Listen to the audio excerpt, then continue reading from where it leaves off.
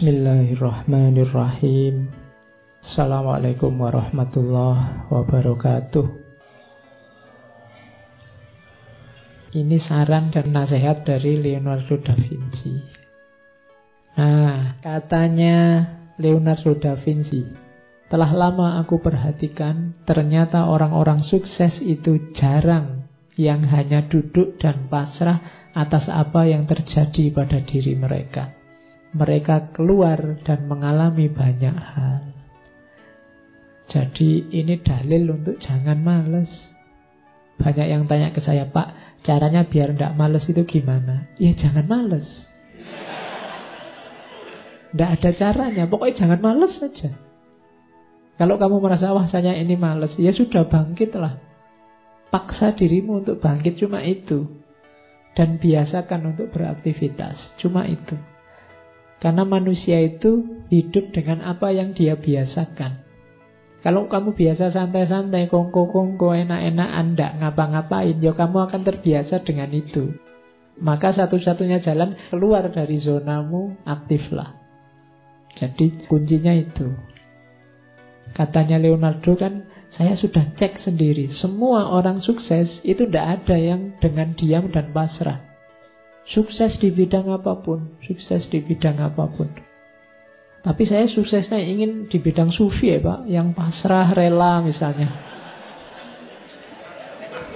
Loh, mbok anggap sufi-sufi itu terus diam saja? Tidak. Mereka mengejar anugerahnya, mengejar ridhonya. Oh, mereka justru tidak tidur siang hari, malam hari, isinya ibadah. Tidak ada yang kok males-malesan itu, tidak ada. Jadi kamu cita-citamu apa saja, tidak akan sukses kalau kamu hanya duduk dan pasrah. Tapi sekarang bisa loh Pak, jualan, pegang HP sambil duduk-duduk. Iyalah, tapi ya tetap nggak bisa diam saja. Jadi rumus pertama itu, kamu harus aktif. Dan rumus keaktifan itu kalau di Islam kan jangan dibayangkan kayak 1 tambah 1, 2. Keaktifan itu upaya kita bergerak. Tidak usah dipikir hasilnya.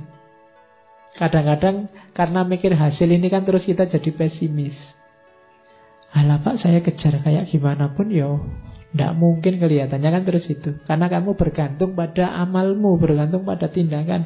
Jangan, bergantungnya pada Allah. Kamu bekerja, kamu beraktivitas, kamu bertindak, itu ya karena sunatullahmu sebagai manusia. Hasilnya apa itu urusannya Allah, tidak usah kamu pikir. Jadi jangan salah identifikasi. Tugasmu cuma bergerak. Sering saya ilustrasikan ceritanya Nabi Ismail dan ibunya itu loh. Ketika Nabi Ismail bayi ditinggal berdua di Mekah, susah nyari air, lari-lari Safa Marwa bolak-balik 7 kali. Akhirnya dapat air dari kakinya Ismail yang menjejak tanah. Mbok ya dia jejak sejak tadi, biar segera keluar. Loh, itu rahasianya Allah. Cara kerjanya memang begitu. Kalau pakai matematika, lari bolak-balik 7 kali tadi, ketemu airnya ya hasil lari ini tadi. Entah di sudut yang mana dari Safa dan Marwa terus nemu, ini air, kan gitu logika matematikanya. Tapi hidup tidak begitu. Kita kerjanya ini malah hasilnya keluar dari situ. Ini logika kerja dan hasil. Makanya sudahlah, pokoknya kamu aktif saja, kerja saja. Tidak usah mikir dapat apa. Kalau kamu mikir target, kadang-kadang hasilnya malah kecewa. Pastikan yang kamu lakukan baik, bermanfaat, produktif. Nanti selanjutnya Allah dan sunatullahnya yang bekerja. Oke, kalimat selanjutnya konotasinya sama. Aku pernah terkesan dengan pentingnya tindakan. Ternyata tahu saja tidak cukup, kita harus menjalankan. Ingin saja tidak cukup, kita harus melakukan. Mimpi dan harapan saja ya tidak cukup. Kalau kamu hanya mimpi dan berharap, ya tidak ada aktivitasnya, ya tidak akan tadi mimpi jadi kenyataan. Untuk membuat mimpi jadi kenyataan, kamu harus bangun. Meskipun tadi awalnya mimpi, ya memang semuanya diawali dari mimpi. Tapi jangan mimpi terus. Jangan kok, Pak, hidup ini kan diawali dari mimpi. Saya makanya pingin tidur lagi misalnya. Oh ya enggak begitu. Nanti kamu bolak-balik tidur alasannya pingin mimpi. Enggak, biar mimpimu jadi kenyataan, kamu harus bangun. Seenak-enaknya sukses dalam mimpi, jauh nikmatnya dibandingkan sukses dalam kenyataan. Kalau kamu hanya membayang-bayangkan dia, memimpi-mimpikan dia, tidak luar biasa. Nikmatmu hanya nikmat dalam khayalan. Kalau ingin seneng beneran, ya kamu tembak beneran. Ini logika sederhananya kan begitu. Jangan cuma membayangkan. Nanti diduli orang lain kamu bikin puisi. Ayo.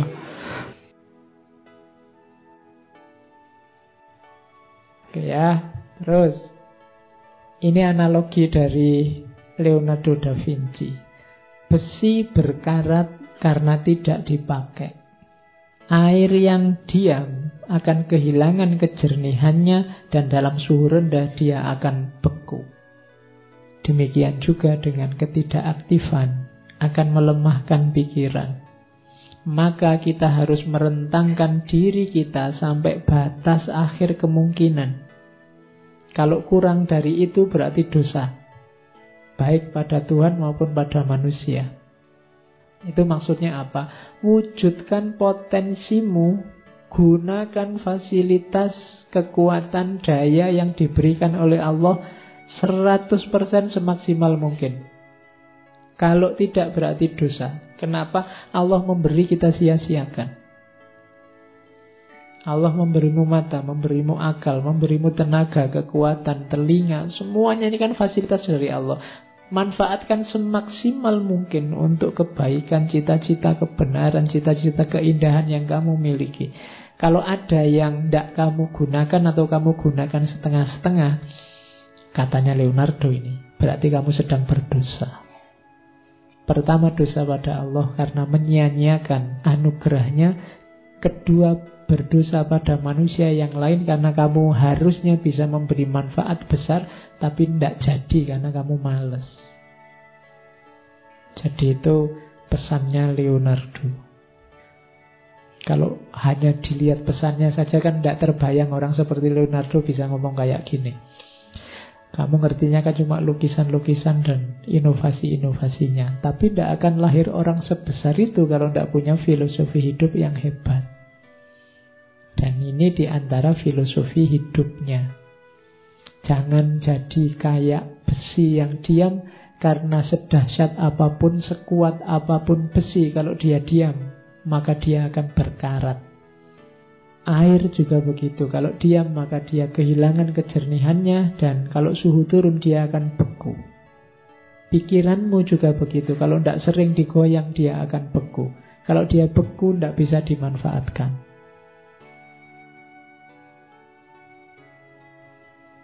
Oke, terus as you cannot do what you want what you can do. Kalau engkau tidak bisa melakukan apa yang engkau inginkan, maka inginkanlah apa yang bisa engkau lakukan. Jadi ya mimpilah, berharaplah cuma yang terukur, yang bisa engkau lakukan. God sell us all things at the price of labor.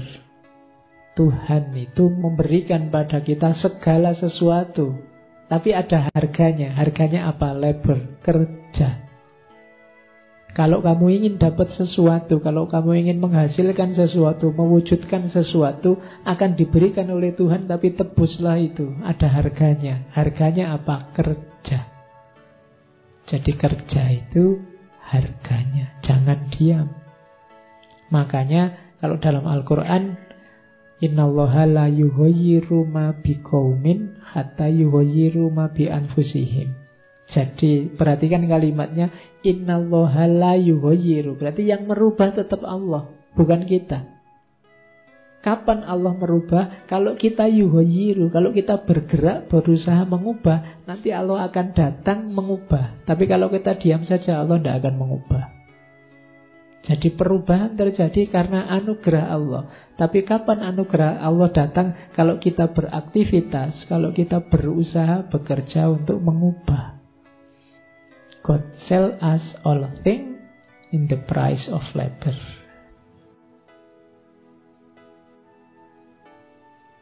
Oke, terus nah, kalau ini agak spiritual. Once you have tasted flight, you will forever walk the earth with your eyes turned skyward. For there you have been, and there you will always long to return. Begitu engkau tahu rasanya terbang, selamanya engkau akan berjalan di muka bumi dengan mata menatap langit. Karena engkau pernah di sana. Dan kesanalah engkau akan selalu rindu untuk kembali. Ini dimensi spiritual, dimensi rohaniah manusia. Jadi kalau kita pernah mulia, kalau jiwa kita ngerti indahnya dunia level tinggi, maka hidup kita akan berkiblat ke sana.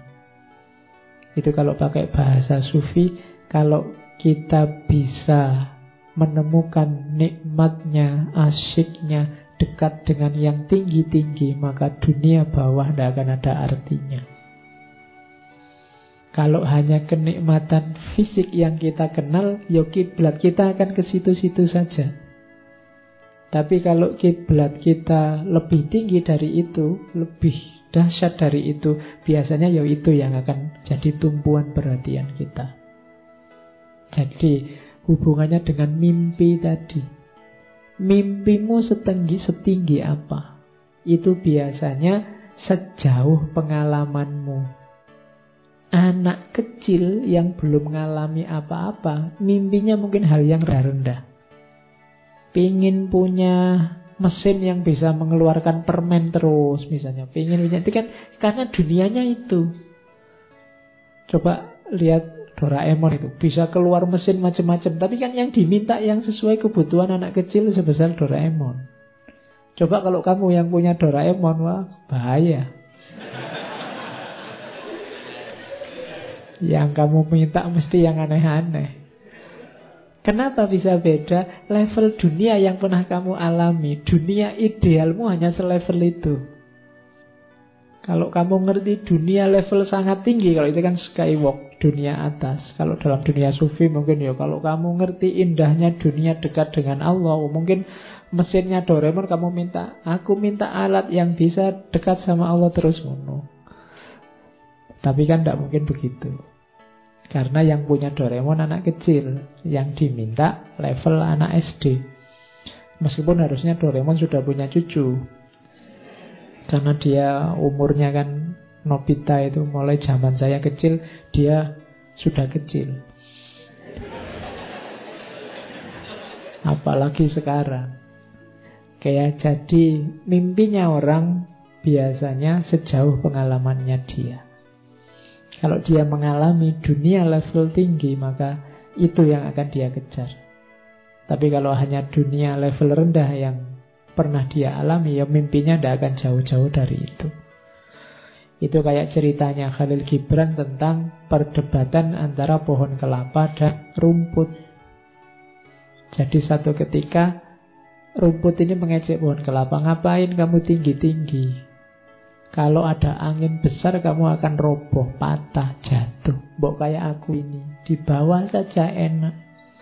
Ada angin, ada gempa, ada aman, aku ndak roboh-roboh, aku cuma kecil terus lentur. Tapi katanya pohon kelapa, ndak, kamu di bawah ya, yang bisa kamu lihat hanya dunia kecil sekelilingmu saja. Meskipun resikonya ya juga kecil. Aku tinggi, resikoku besar, tapi aku bisa melihat dunia lebih luas dibandingkan dirimu.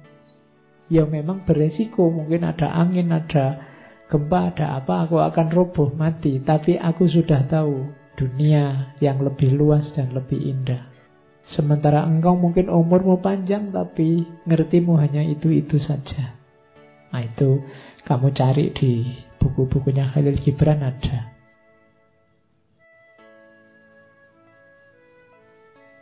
Oke, terus nah, ini kamu ingat-ingat ya. Tipuan paling besar yang dialami oleh manusia itu bukan karena ditipu orang lain, tapi karena ditipu oleh pandangannya sendiri.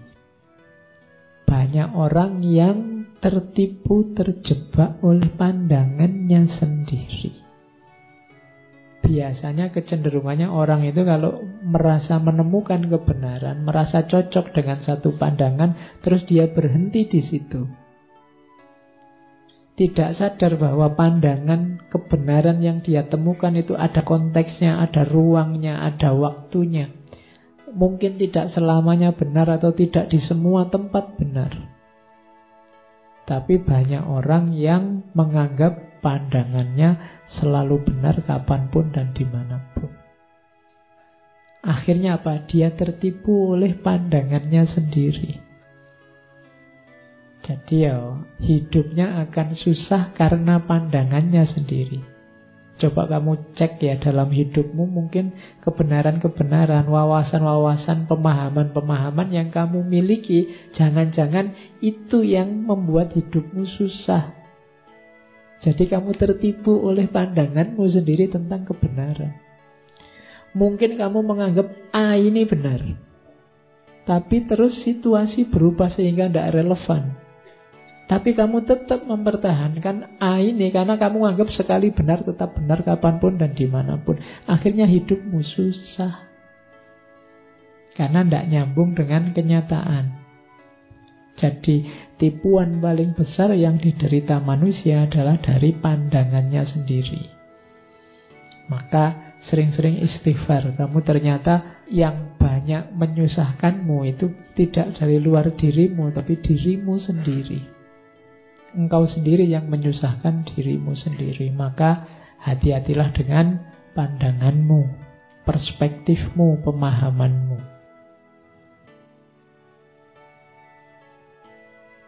Terus, pengalaman adalah penuntun terbaik dibandingkan kata orang. Secanggih apapun kata orang, dia akan kalah oleh pengalaman. Puluhan orang bilang warung di situ ndak enak. Begitu kamu ke sana, lah kok enak? Yang kamu percaya kan pengalamanmu dan bukan kata-kata banyak orang tadi. Ilustrasinya begitu. Jadi pengalaman adalah penuntun terbaik dibandingkan kata orang. Wisdom is the daughter of experience. Kebijaksanaan adalah anak dari pengalaman.